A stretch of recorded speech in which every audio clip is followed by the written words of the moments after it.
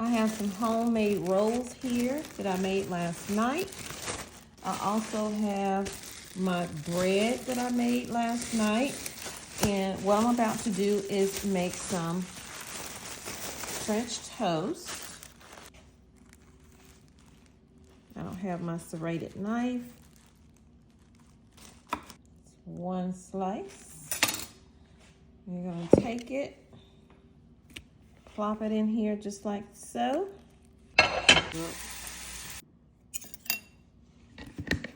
And here you have it. French toast with your homemade rolls. A little powdered sugar. And of course, we are going to add a little drizzle of, well, a lot of drizzle. A lot of drizzle. And I'm gonna cut right on into it. I always like to put a little bacon on my bite. Look at that, y'all.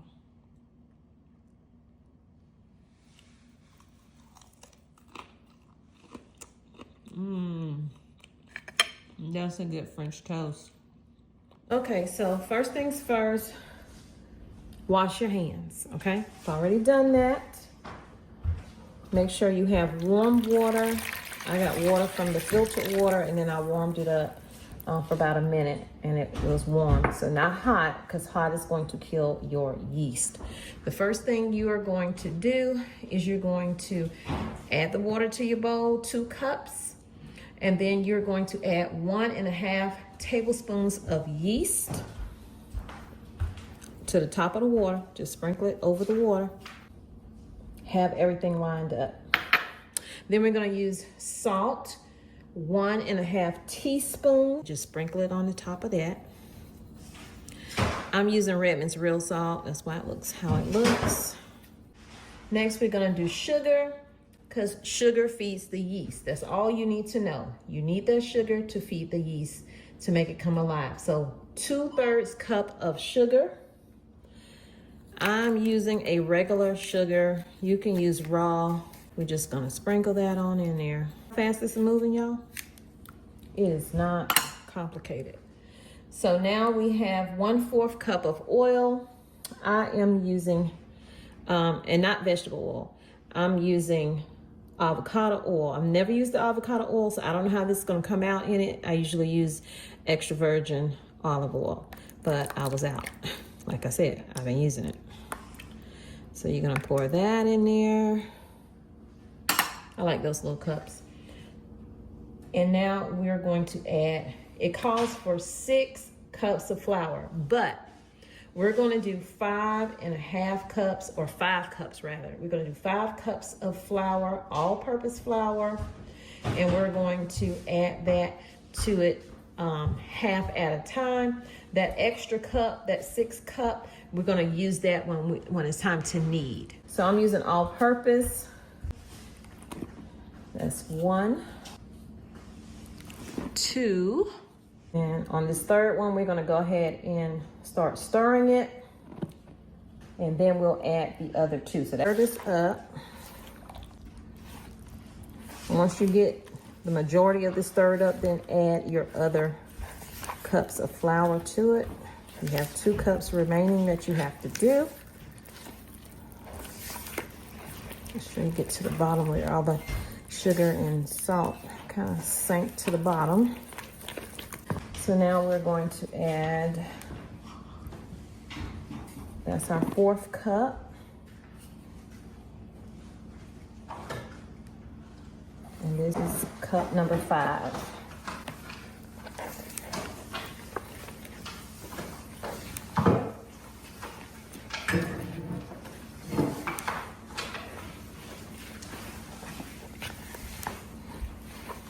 And start to stiffen up. It's not loose. It's gonna look just like that.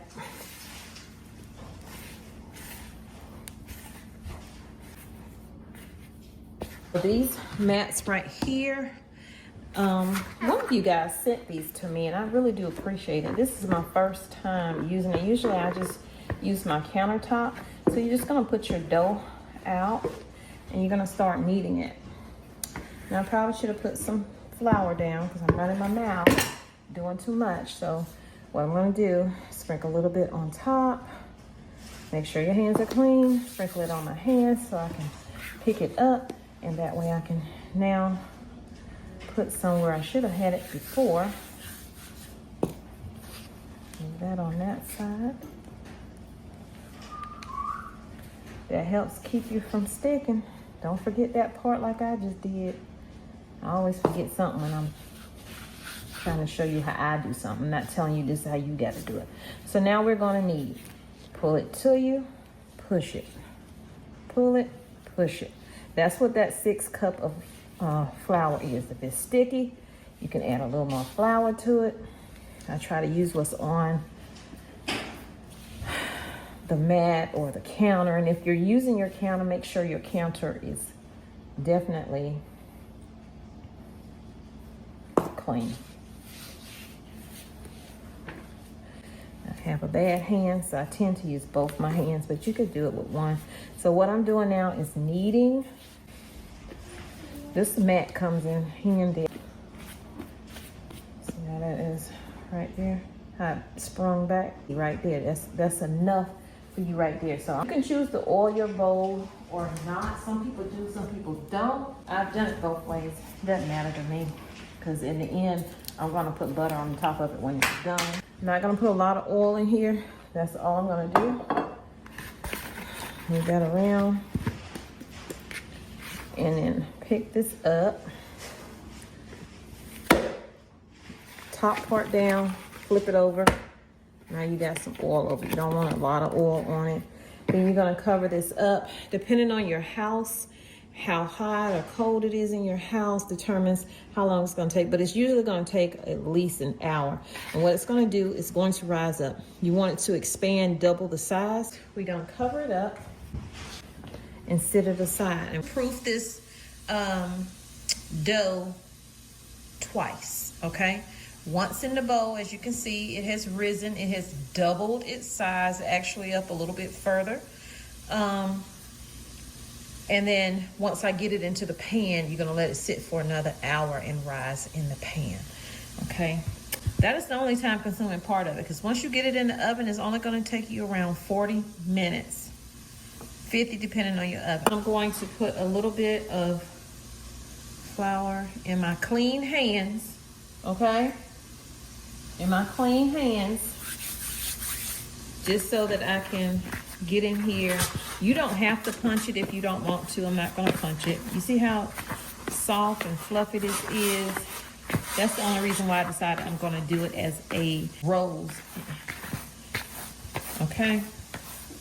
So I'm gonna leave it in. It's not sticking, as you can see. Look, it's aside for a second. I was gonna do this without showing you, but I'm gonna spray one pan. I'm also going to spray, and I only use this right here so I don't have to clean something else, y'all. So what we're going to do now is, you don't have to take it out. Just come in with your hands like this and break it. You don't need your cutter.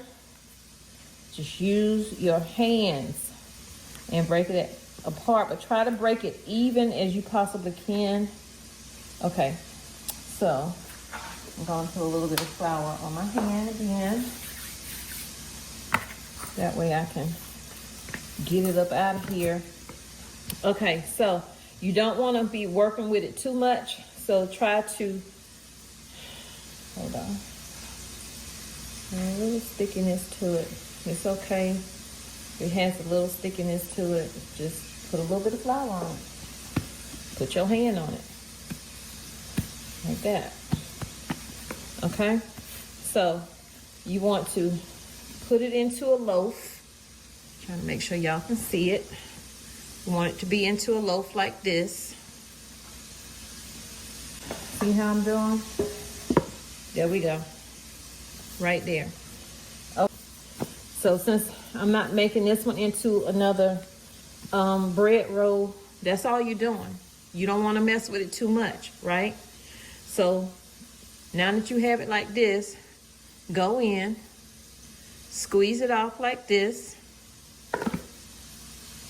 come in and just twist the bottom. Don't do anything else to it, and then put it on your pan. You're gonna make sure they're touching each other, and you can make it however big or small you want it to be.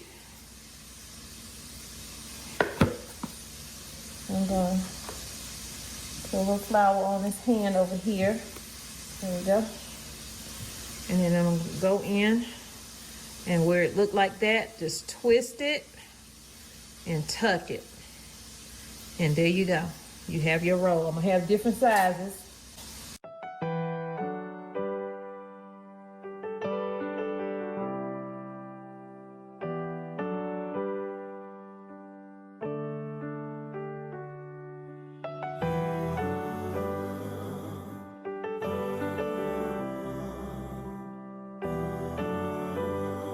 So we have our bread here, and it's already rising. I can see it. And we have our rolls here.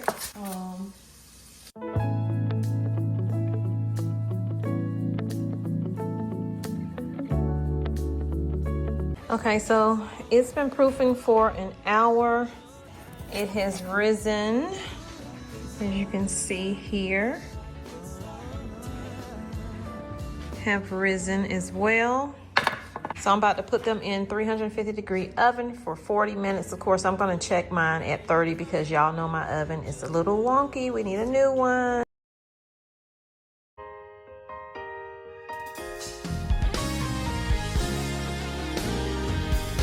I can never repay you for. What you're gonna do now is not leave this in the pan because it'll start to sweat and it'll make the bottom wet and soft.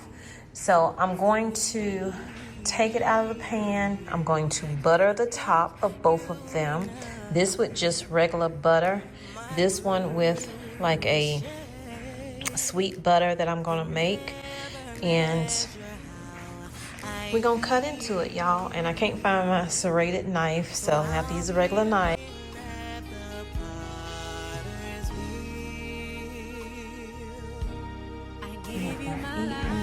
Smells so yummy. So yummy. A sacrifice, whatever you ask, morning and night, and every hour that shall pass, it's yours to have. It's definitely ready to just come on out.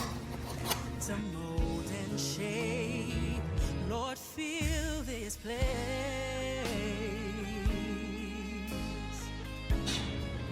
Nothing is left in the pan. It looks delicious. Oh my gosh. Fresh bread. Okay.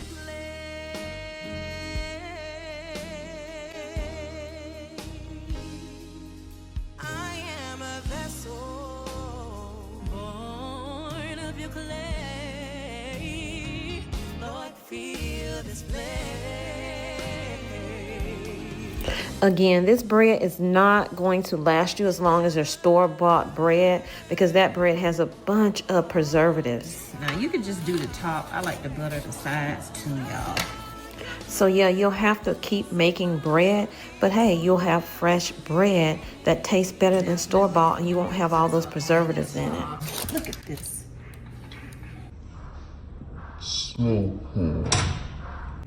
Y'all gotta get you some. Y'all, that's my saying. If anybody know how to make a shirt that say get you some, make me a shirt and send it to me.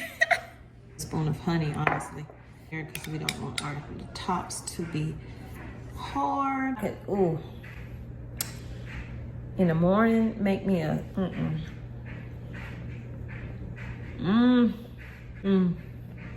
Y'all know. Time to get my dance on. Okay, this is gonna go on my plate. I can't attest for what's gonna happen when I cut into this bread, but I'm gonna cut the end off. This is why you want to wait, because it ain't had time to settle. And this is why you need a serrated knife, because you don't want to mess up your bread.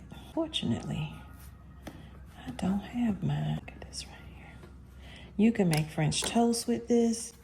Look at this. Don't nobody like to eat the end of a bread. And I mean, look at that.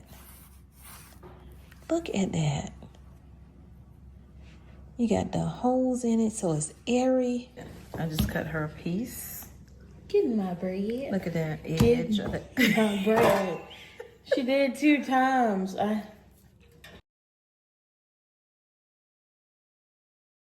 It's cold outside, but the fire keeps us warm.